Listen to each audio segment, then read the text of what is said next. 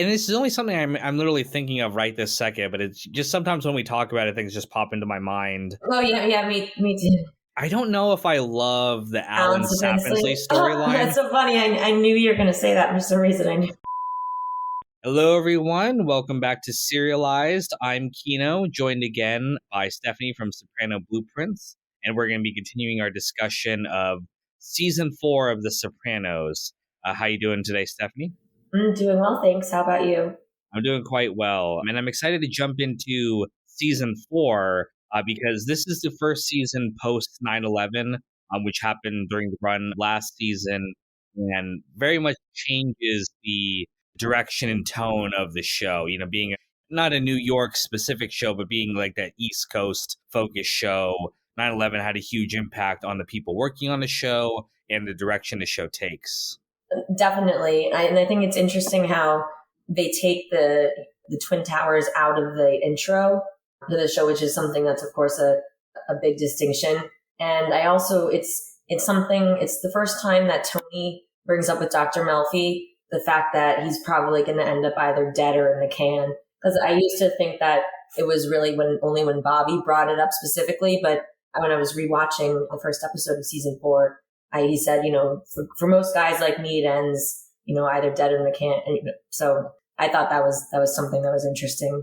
Yeah, this is we're definitely seeing a much darker tone, and especially in the storyline of this episode with Tony and Christopher, and Tony basically using Christopher as like a shield. And in some ways it's an honor for Christopher because he gets to a kind of a promotion that he's always wanted, but it's actually very selfish on Tony's part, and then he's manipulating him with this story about his father, which, depending on how you view the Many Saints, is canon or not canon, but it's setting up a very dark and manipulative tone for the season. Absolutely. And I personally don't think that it was Barry Haydu who shot his father. I think that it may have been someone that sort of worked with Tony and his crew, but who actually may have been retiring and in fact was no longer useful then. But I think that Tony manipulated him for his own convenience to help bond them inseparably, as he phrased it. And this season, the title of this first episode of the season, For All Debts, Public and Private, that's what's found on money. This episode is very much about money, with Tony kind of leaning, with Junior asking for money, and then Tony leaning on his capos to make more money. Yeah, it's a very like self-centered tone to start off with here. And, the whole thing with Christopher using drugs, and that's going to be a big thing. With Joanne Moltisanti, I was just going to say in terms of, sort of also her drug and alcohol and issues that really comes up just on her refrigerator. I feel like that ending scene is like you could, just have a whole like essay of itself just about it.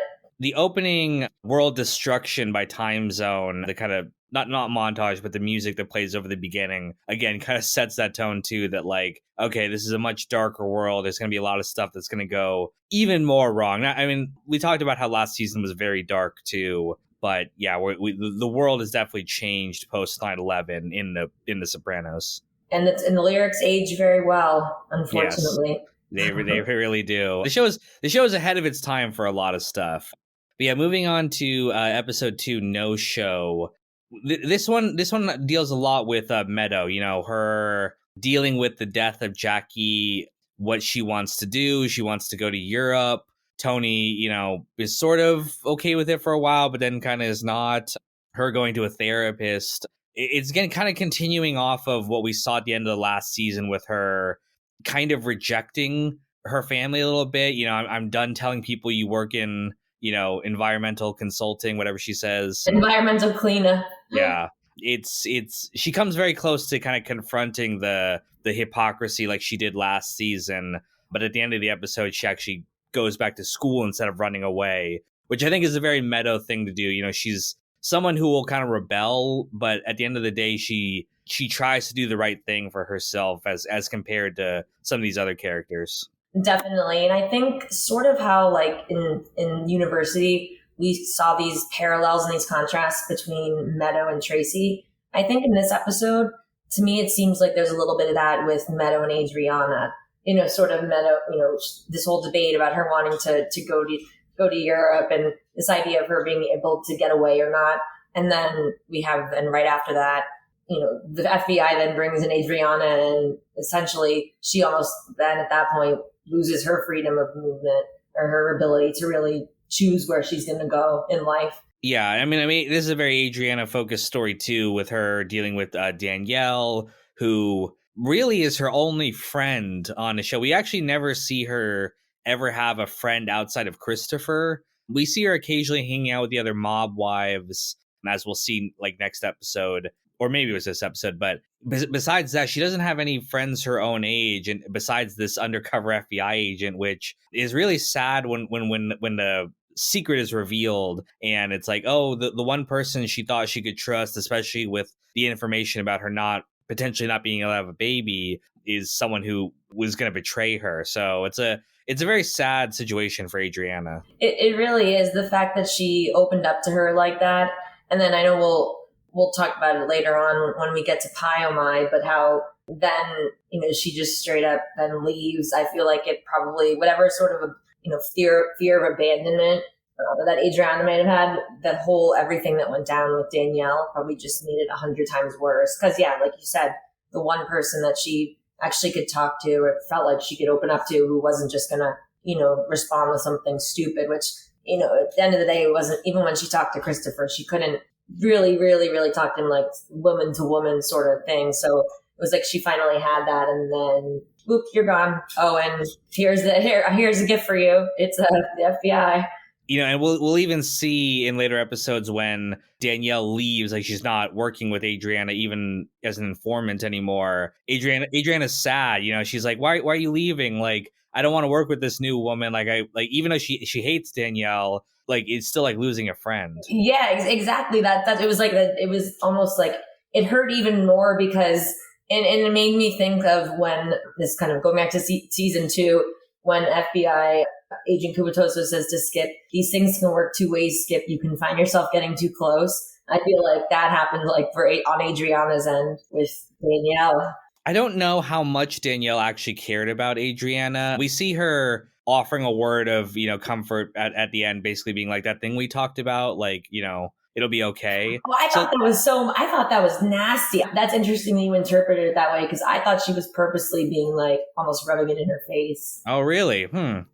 Yeah, that could be one way to look at it. I thought it was maybe her just being like, hey, I know we're enemies here, but like, I'm sorry you went through that thing. And I don't have any ill will against you personally. But I will say, I never felt like Danielle genuinely cared about Adriana the way that I thought someone like Agent Harris does kind of like Tony as a person. Yes, they're enemies. Yes, they're on opposite sides, and he will do what he has to do. But it felt like Agent Harris was like, I personally, I like this guy. I don't want to hurt him any more than I have to. Oh yeah, I mean, especially by the end, like kind of the farther they like once Agent Harris, especially once his priorities turn to terrorism. Yeah, definitely. That's gonna be an important plot point in season 6 that we'll talk about. But moving on to episode 3 here, Christopher.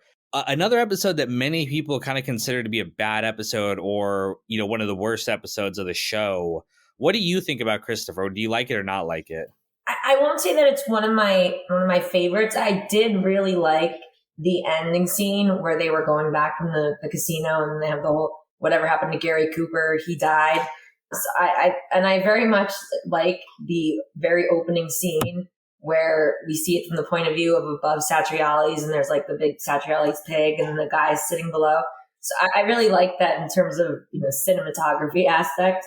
It's not my favorite, but it's not. I mean, I don't strongly dislike it. What about you? So I'm with you. I like the ending. I thought Tony's speech about like taking pride in your own actions instead of your cultural identity was, I thought, a very good message.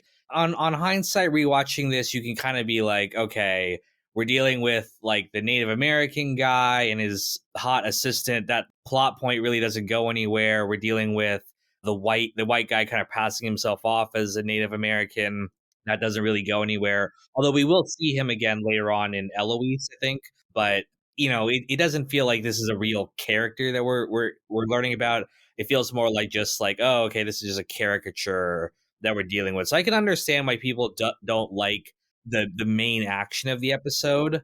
Another criticism I have of this, kind of going back to what we talked about a while ago, was I don't like the title Christopher. I thought it was weird that this episode was written by Michael Imperioli and it's named Christopher, and obviously makes you think about Christopher, on the show, but it has nothing to do with him. Like he's not really in the episode at all. I find that a funny name they gave it instead of calling it like Columbus or something. They Right. for which I don't really understand why.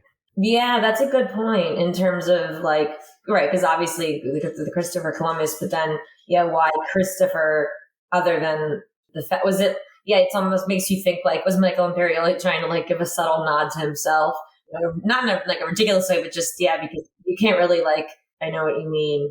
But I mean, there are some other stuff like Bobby's wife's death in this episode. That's a very poignant storyline that I think is actually kind of moving in some ways. The mob wife's reaction to the one guy in the whole organization besides Johnny Sack who genuinely loves his wife. That's and Janice kind of deciding she wants Bobby for herself.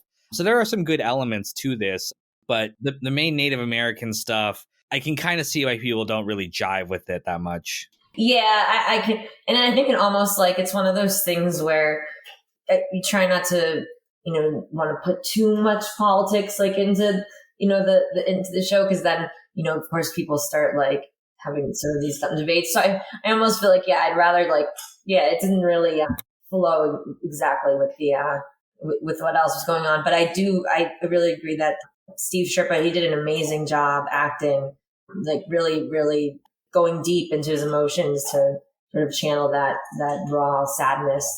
This is the first time we actually see him as like an emotional character. He's just been the guy who's kind of quiet, people make fun of him. But this is one where he showed like, oh, okay, he can be like a real, well-written character on a show. And we will see that continue on in further seasons as well.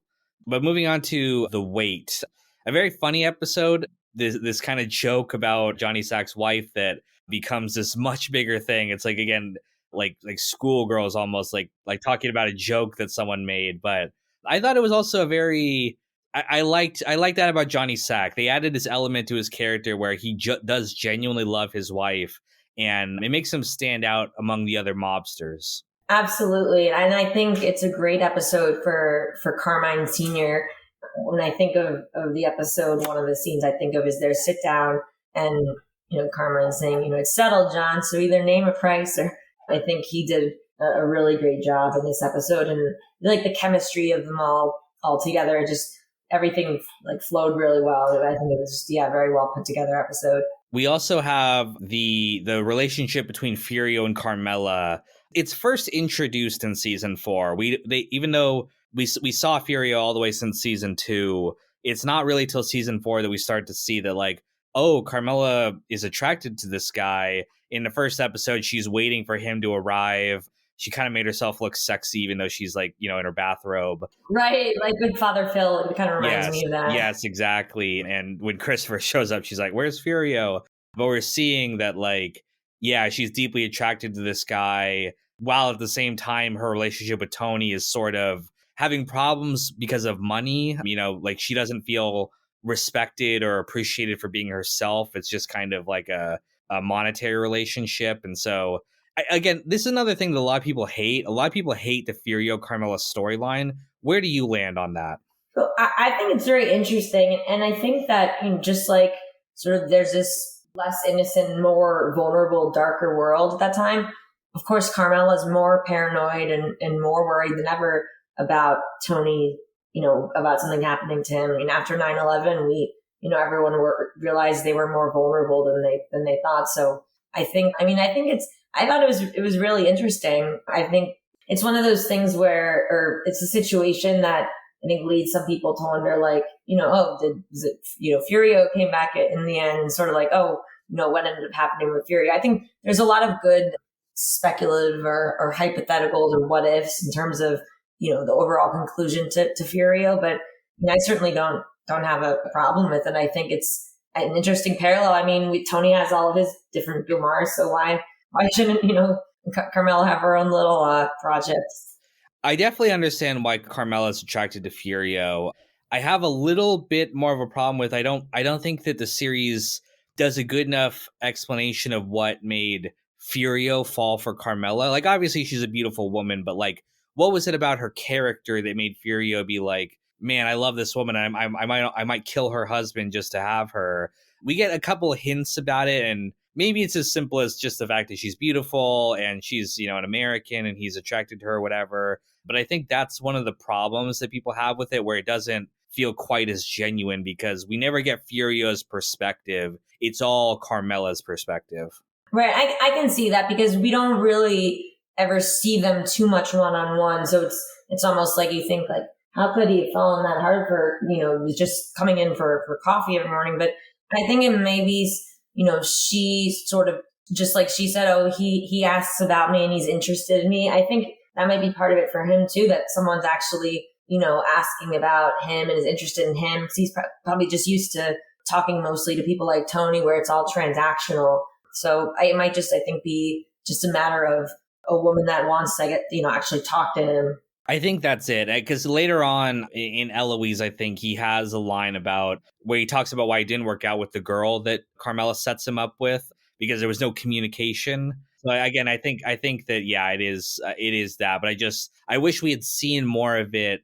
Again, maybe more interaction between them, almost like to see sort of what they're. I mean, I guess it was cool to see them like dancing together at least in the wait. But other than that, we pretty much just saw them in their kitchen at home. Yeah, but it is what it is. Moving on to episode 5, Pio Mai.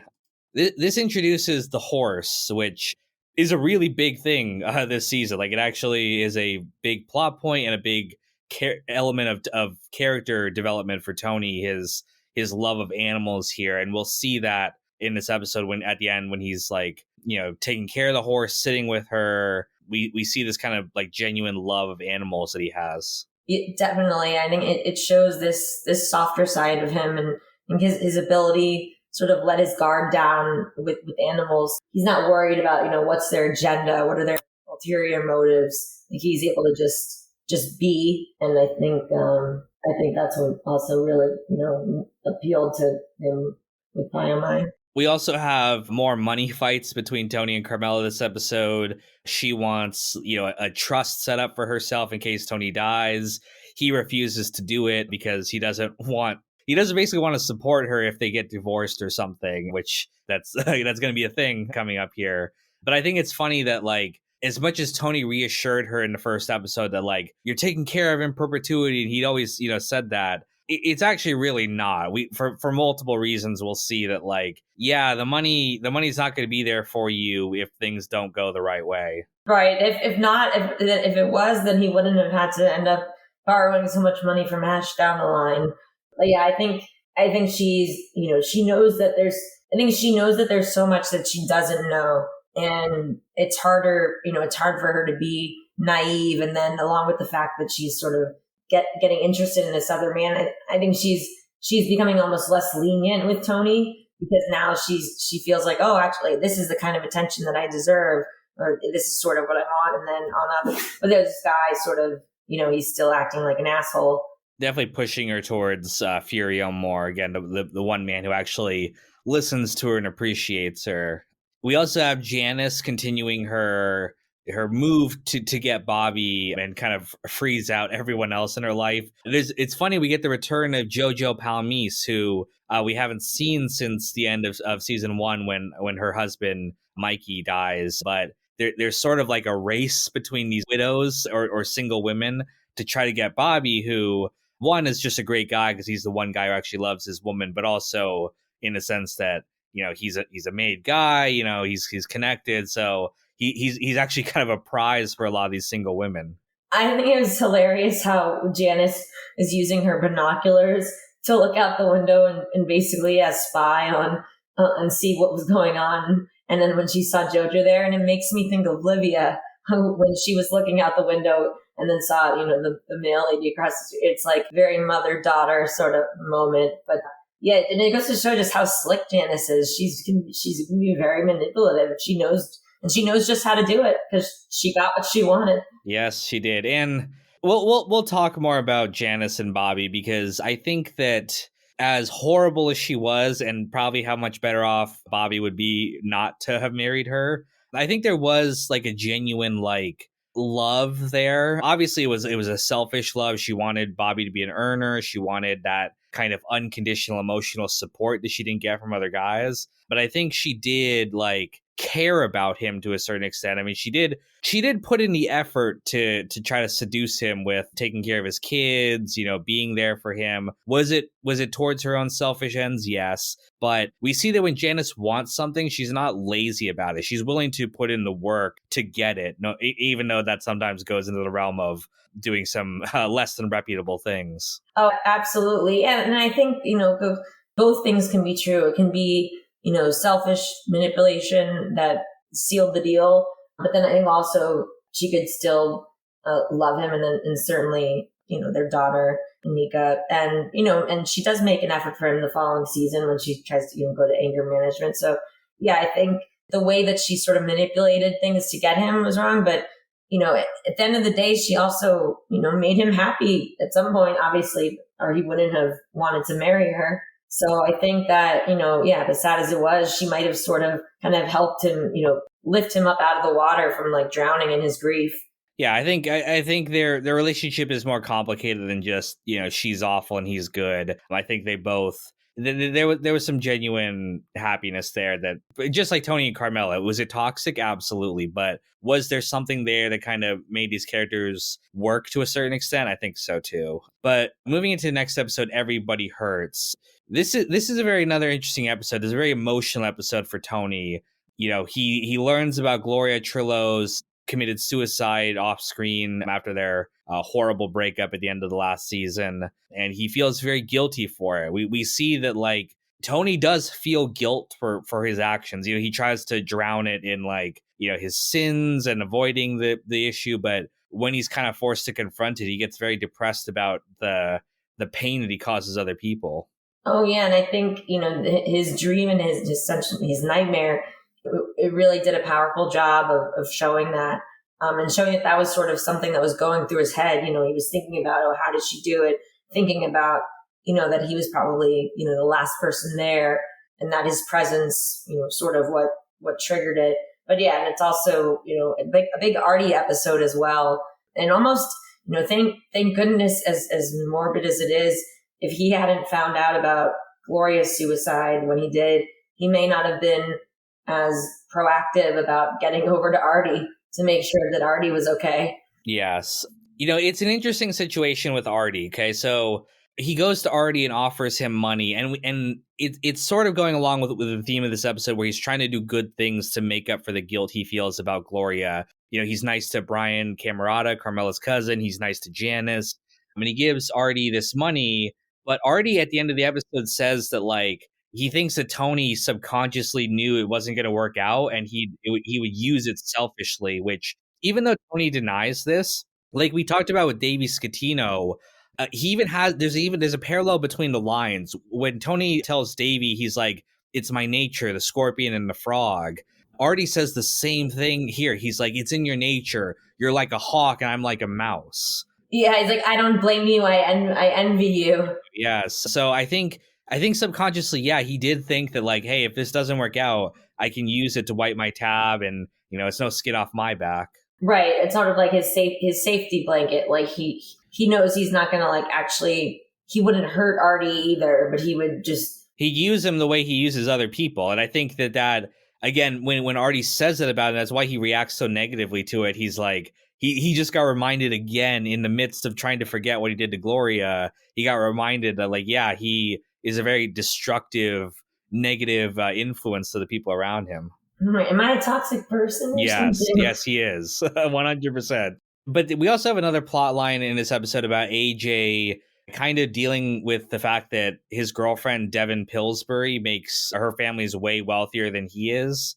It's a little bit of a weird storyline because we've never seen AJ really like care about money or care about being like their family being wealthy. But suddenly he's kind of like, it feels insecure with because his girlfriend's super rich. Yeah, it seems like I remember whenever I see that, I'm just like, really, AJ? Like, of all things. I mean, I think he was really lucky to have Devin, Yeah, I think it definitely his insecurity there made him look foolish. Well, it's weird that I did like they don't have actually do anything with the storyline. It's not like his insecurity causes them to break up or something because they're still together by season 5. So it's just a weird little storyline that I don't think goes anywhere. Yeah, no, I think it was interesting when they brought them and had them meet Meadow, and Devin was also she was not really good with sort of etiquette and manners. Like I remember even the fact that she said she didn't want any food or any dinner. Like when she came over that one night while they were all eating dinner, that is no, Devin. That was just something that stuck out to me. I think later in the season. The whole relationship, I don't feel like it really goes anywhere. Like this isn't like Tony's relationship with Gloria where we're using it to explore his character more. We don't learn anything about AJ from his relationship with Devin. It's just something that's happening for a couple of seasons and then they break up. And it's not like his relationship with Blanca. So it's just I feel like this whole storyline with her is just kind of wasted time a little bit. Yeah, it's very like it's almost like kind of a filler. Like she's like a filler girlfriend sort of situation.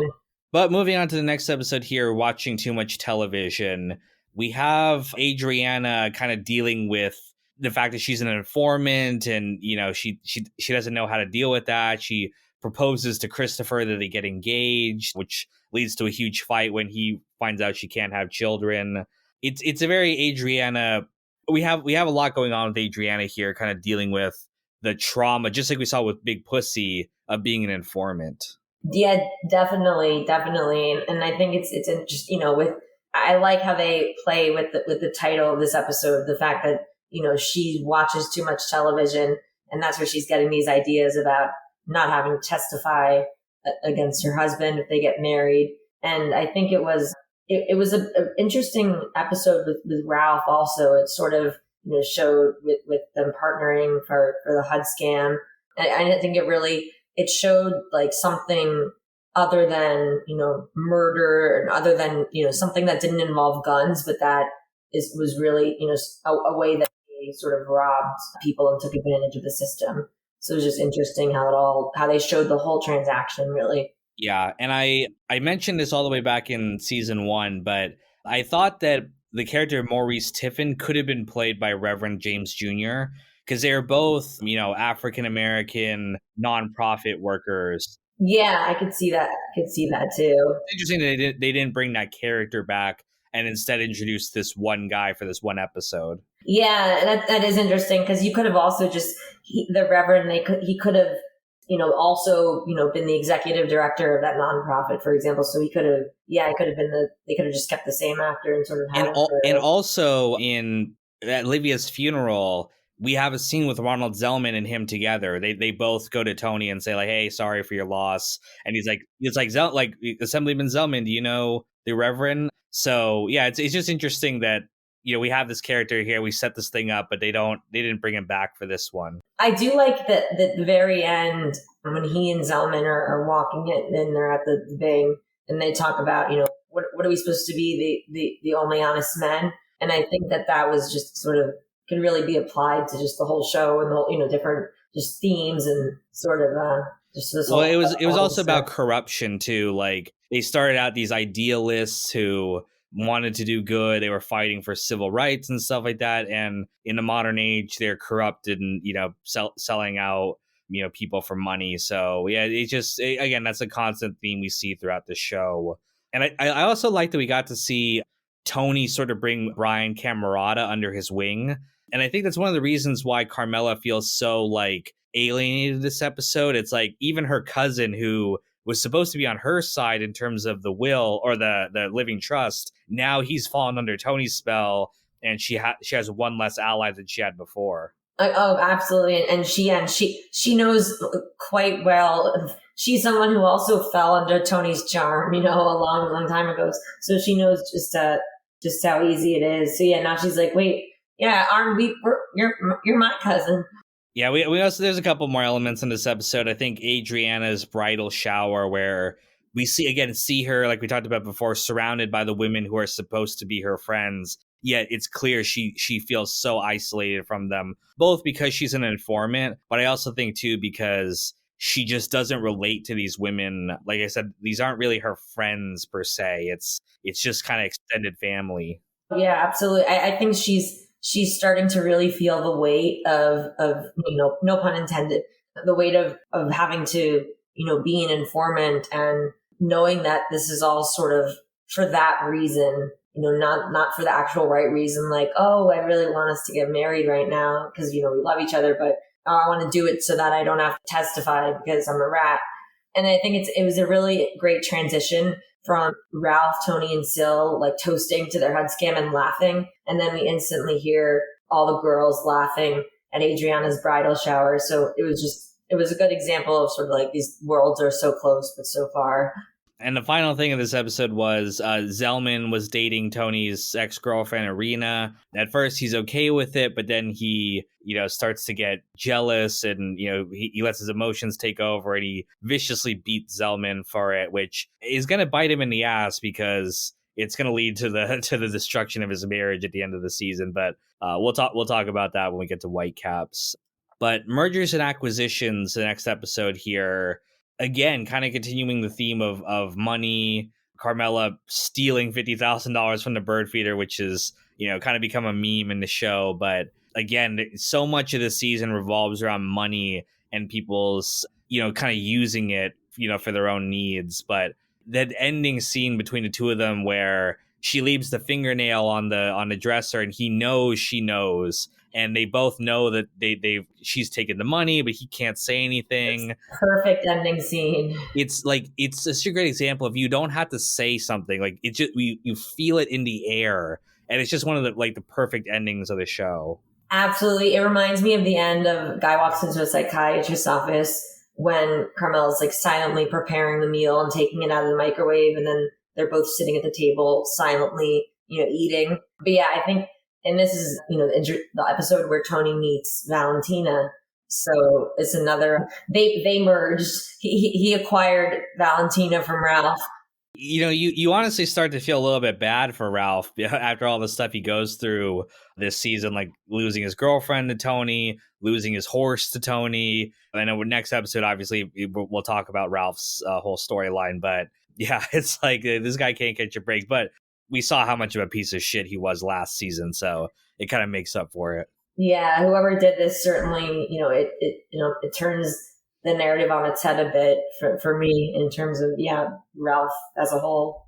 But the next episode, whoever did this, really, really strong episode. This is the one where Ralph's son gets hit with an arrow and he's dealing with that. We see it's very interesting. So the show does this thing where before it kills characters, it usually reminds you that they're pieces of shit so you don't feel bad for them. Like Big Pussy runs over, a 7-Eleven worker before he's killed. Later on, Vito has a similar thing in season 6 before he's killed. But Ralph is the one character, because he was such a piece of shit from the beginning, he actually gets a redemption arc before we kill him. So you're not just cheering that dead. He's like, yeah, he's dead.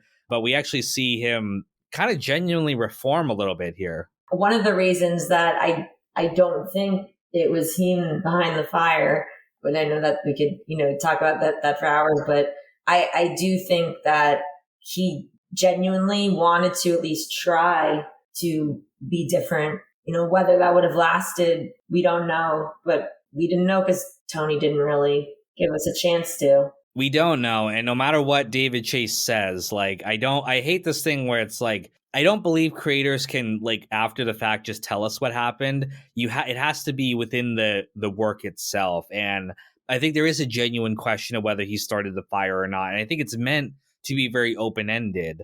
You're meant to kind of doubt yourself, is Tony, I could believe last season Ralph would do this, but maybe he has changed and he's not this guy anymore, and Tony's just projecting this, because it's subconsciously it reminds him of Tracy and stuff like that. So it's much more complicated than just, oh yeah, Ralph burned the horse. Right, because that would be the easy answer. I actually, a few years ago, a couple of friends of mine, they got me for my birthday a cameo from Joey Pants, and he told me that he'd actually played it in his head, he didn't do it. So that's always, whenever I see people oh, David Chase said he did it, I'm like, first off, I talked to Ralph Cifaretto myself about it, but But yeah, I'm like, Whenever you ask creators like decades after the fact, like what happened, it can't be trusted because I heard that from Joey Pants too. I heard that David Chase did not tell him whether Ralph did it or not. So yeah, he played it like he didn't do it. So I don't think it's fair for him to after the fact go, oh yeah, Ralph definitely did it. Is it possible Ralph did it? Sure, I could believe that. But it was also about kind of pointing out Tony's hypocrisy, where it's like he's so emotional about this horse when people die all the time for their money and he doesn't care about that. And again, I know some people like to be like, it's not the same thing because animals are innocent creatures, but I think it was meant to point out the hypocrisy of a mob boss being like, oh my God, how dare you kill this horse when when you're willing to kill people to make your money too. right. And not to mention made guys. And I think that, I think the fact that Christopher brings that up, Tony gets, defensive with that. But now this is also something that Christopher, as the person who helps Tony, clean up and dispose of the body, realizes that that could be him in that bathtub next. Yeah, and this is the first time he's learning about the heroin and stuff like that. Now we have a very interesting final scene, like a very like surreal, David Lynchian final scene here as Tony is kind of walking through the Bing alone and almost like Paulie when he sees the Virgin Mary. There's like ghosts here that he's like still dealing with. It almost feels like a dream sequence. I always find it weird that it shows him walking out of the ladies' like locker room or the ladies' restroom. I mean, I suppose it was empty, but yeah, it almost feels like a dreamlike sequence. Yeah, Dev. I mean, you can explain it by just the fact that it's a strip club, so they have like couches back there that he could sleep on. But I think it was also meant that he was supposed to see that picture of Tracy, Definitely, and be reminded of, yeah, this woman was killed here. And even the strippers talk to themselves like, hey, don't bring up Tracy because she's, you might be the one to disappear next. So I think that was supposed to be a connection there. definitely, yeah. And that she was a beautiful, innocent creature. What'd she ever do to you? I think there were a lot of this episode in terms of the open ended things. Like they're not going to say, "Oh yeah, that's what we were talking about, Tracy and Pyomime." It's not about the concrete answer. It's about just the idea of who is he talking about and the possibilities. Exactly. Very, very interesting episode. Like a lot of open-ended questions to think about. But the next episode here, the strong silent type. Again, another fan favorite episode because of the intervention, which is a very, very funny scene, dealing with Christopher's heroin use. Oh yeah, it's a very example of the Sopranos turning dark material into comedy. I love the fact that they got a interventionist, like like an interventionist, but he's a criminal too, just like them. Like they turn to some guy. Oh yeah, when Paulie's like, I'm taking advice from a 2-time loser. Yeah, very, very funny scene. But we're still dealing with the aftermath of what happened with Ralph and the losing the horse. Tony's crying over it. Again, he gets very emotional when it comes to animals because it's the only way he can express himself. He can't mourn for people the way he mourns for animals. Right. And Dr. Malfi mentions what you'd mentioned before. You've caused much suffering yourself, haven't you? In terms of his, can't we all just get along? Well, I think you're part of that, one of those people that don't get along with everyone. Exactly. And we have Tony sleeping with Svetlana, who is the real strong silent type of this episode. She's kind of the tough one that Tony kind of wishes he was. Absolutely. Yep. And I love her. That's the trouble with you Americans line. But she really was another one of the dominoes to fall, that's going to lead to the Whitecap explosion. Yeah. It's like, it's been building this entire season. Like the relationship between Tony and Carmela is, falling apart over money and other issues. Furio, who Carmela is like really, really falling for him this episode, and the rugs can be kind of pulled out from under them in a couple episodes here. But yeah, this is another domino that's gonna lead to their marriage falling apart. Again, the next episode here, Calling All Cars. Another very interesting episode with a very interesting finale, like a very like dream-like finale here. It starts with a dream too. Tony being driven in a car. He has this dream that he doesn't really know what it means. It's a very psychological episode. Oh yeah, definitely. And how, I think they kind of go over and review their last few years of therapy And I like when Dr. Melfi says, now that the panic attacks are gone, we can really delve into who you are and what you're after in your very brief time on this earth.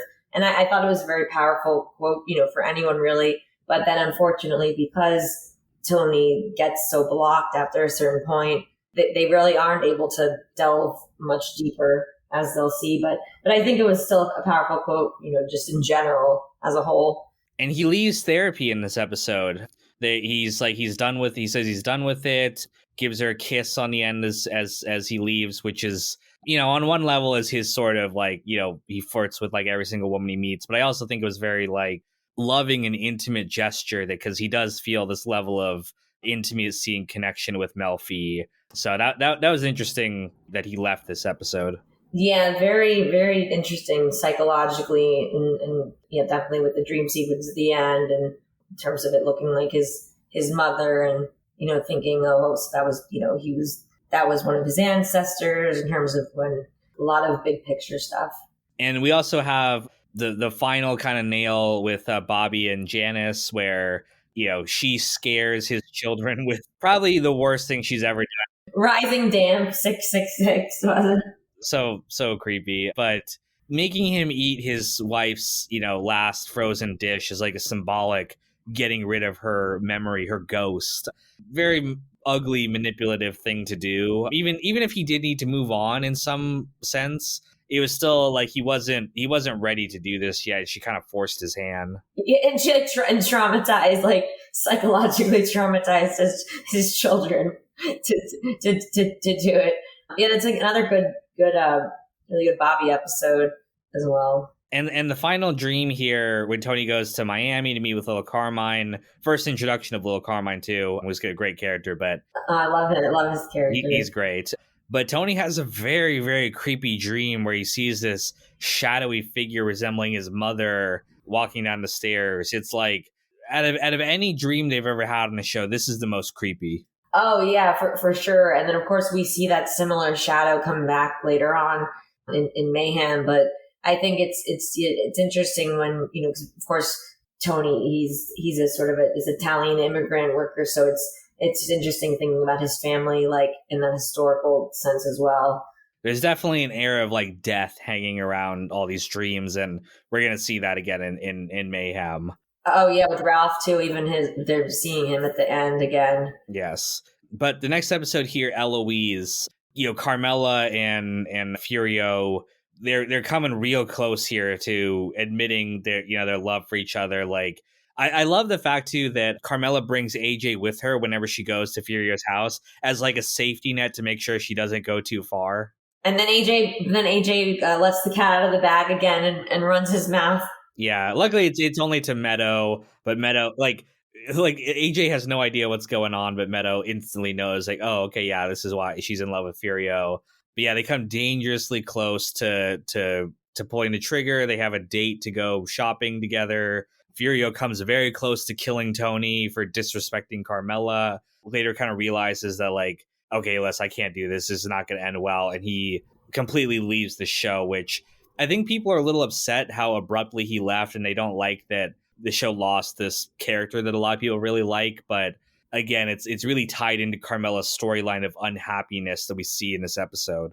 Yeah, and I also like how they have the separate Meadow Carmela storyline where they have the dinner that she hosts, and then of course they're drinking tea at the Plaza Hotel under Eloise's portrait. I think it's a big Meadow Carmela episode as well. I think there's a jealousy that Carmela has to Meadow, that she's, and like Tony even says at the end of the episode when he's like trying to like say that Meadow's like this independent woman, and Carmela is like not, like, she's looking off, but you can tell she's kind of upset by that because in many ways she's not that woman she wishes she was. Oh, absolutely. Yeah, she's becoming a strong, independent woman, Carm. Like, isn't that what you always dreamed of?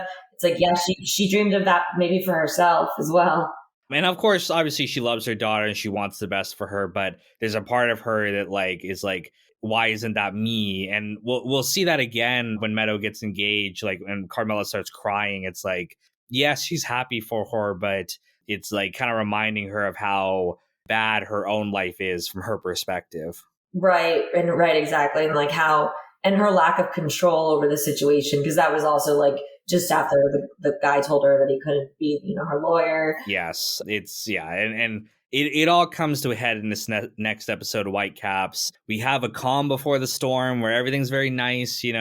Tony's like gonna buy her a house on the shore.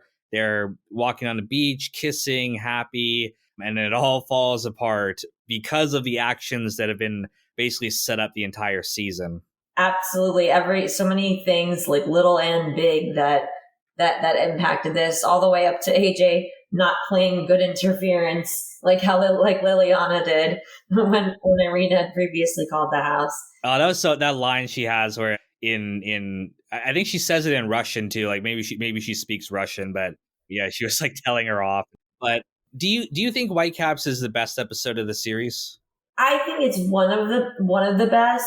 It's hard for me to say like one best anything with the Sopranos. I think it's a tremendous episode. It's not the one that I've watched the most, only because, or maybe not only because, but I'm a child of divorce, so like sometimes it can be a little upsetting. Not that my parents, knock on wood, they get along and they didn't have a huge explosion like that, but it's not like a happy episode. It's very very, very sad at the end. So it's not one that I watch nearly as often as others that I think are very like, top tier episode. So I guess I can't say that it's the best episode, but I think it's up there. It's definitely up there, in my opinion. But hard for me to say number one overall. I could totally see that. I think there's a lot of like great S tier episodes, but for me, I think this is the strongest episode they had the entire show. Like I said, it's not just this episode, it's everything this season has been building up to this moment, even though you didn't realize it. And that scene with Tony and Carmela fighting is, I think, just the greatest acting not only they have ever done, but probably in all of television. Like, I'm trying to think of the best episodes of like Mad Men, The Suitcase, people say is like the greatest episode there, or Breaking Bad, Ozymandias or stuff like that. But man, it's just Whitecaps, just such a strong acting, strong, storyline here. Absolutely, so raw and the longest episode. It could have been like a little movie within itself, but yeah, encapsulating everything really that's happened over that past season. The one thing I don't, and this is only something I'm literally thinking of right this second, but it's just sometimes when we talk about it, things just pop into my mind. Oh yeah, me too. I don't know if I love the Alan Sapinsley storyline. That's so funny. I knew you were going to say that for some reason. I knew. It's like it's not that it's bad, but it's just like, of all the stuff going on in this episode, it's the weakest story. It's funny because when I first saw him, I think of the movie Rookie of the Year, because that's like where I first saw him, like when I was little. Yeah, I'd agree with that. I think it could be taken out and Whitecaps would still be, I think, just as like strong of an episode. I mean, it's funny, but yeah, it's not, to me, it's not a core essential element. It's, definitely meme worthy. Certainly some meme worthy moments. But yeah, when I think of Whitecaps, I think primarily of the fighting scene with Tony and Carmela up against the wall. To me, that's core Whitecaps. Yeah, and I don't love that the episode ends with the scene with Alan and his wife and having to give the deposit back. It's a funny scene, but it's like the scene before that was Tony leaving the house. Yes. Like that was such a strong emotional scene. We should have ended there. Instead, we end on this kind of like joke at the end here. And I think that's the one element that like it detracts a little from this episode as a whole. Yeah, that's interesting. I guess they're like, oh, let's add some final comic relief on top of it. But I think it would have been stronger too, just ending sort of with where we show, Carmela has her arm over AJ, staring as he, gets into his car. I don't like, I get the whole, like, some people have drawn like the comparison between Alan and Tony. Their initials are AS, both of them. But I don't think the character necessitated all the screen time he got in this. He got like a lot of screen time this episode, and again, I think it's the longest episode for sure. But yeah, if we cut it down a little bit and cut his scenes, or not given as much time to his scenes, I think it would have been fine. Right. Yeah. I mean, I do see in terms of the AS, comparison between the two, the way that he was so, just careless about, telling the guy, this surgeon right before he was about to go into surgery that he couldn't get the house. It was like, you really are just so careless and like, you don't give a shit. Like he's about to go into surgery. The person he might operate on now, he's going to be pissed off. Like, Yeah, there's definitely comparisons there. That's like this guy's like the white collar version of Tony, but it's showing that like, oh, the mob version of Tony will still win at the end. But so this is still the best episode of the show for me. If I had to criticize one element, it would be that. yeah, but certainly an end, very, very strong ending to a very, very, very strong beginning as well. There was really a lot.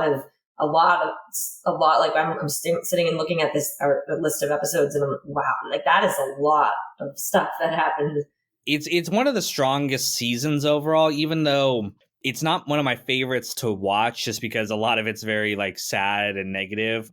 But yeah, in terms of like an overall season, this has to be up there with the strongest seasons of the show. Maybe we'll wait until we finish our discussion of all the seasons, but yeah, I think season 4 might take it.